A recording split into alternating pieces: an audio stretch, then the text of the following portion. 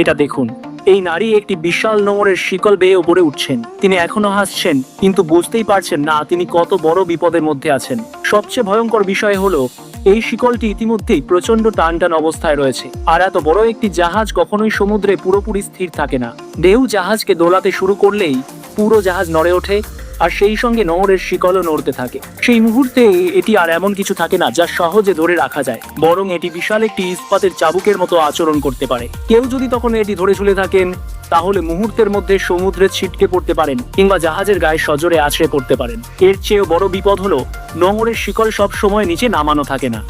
বড় জাহাজ অনেক সময় অল্প সময়ের জন্য সমুদ্রে নোঙর ফেলে।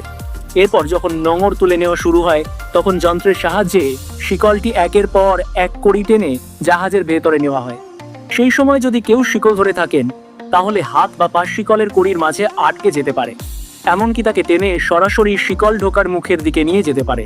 এই কারণেই বড় বড় জাহাজে শিকল ওঠানামার পথের ওপরে বিশেষ ঢাকনা বা বাধা বসানো থাকে, যাতে কেউ সেই পথ দিয়ে জাহাজে উঠতে না পারে। ব্রাজিলে একবার এমন একটি ঘটনা ঘটেছিল। দুই ব্যক্তি নোঙরের শিকল বেয়ে জাহাজে ওঠার চেষ্টা করেছিলেন, কিন্তু সফল হতে পারেননি। পরে তারা জাহাজের নিচে রাডারের কাছে লুকিয়েছিলেন। টানা 15 দিন না খেয়ে থাকার পর পুলিশ তাদের উদ্ধার করে। তখন তারা প্রায় চামড়া আর হাড়ে পরিণত হয়েছিলেন। তাই কখনোই নোঙরের শিকল নিয়ে ঝুঁকি নেবেন না। একবার শিকল দুলতে শুরু করলে, হঠাৎ টান পড়লে বা জাহাজে টেনে তোলা শুরু হলে নিজেকে বাঁচানোর জন্য হয়তো 1 সেকেন্ড সময়ও পাবেন না।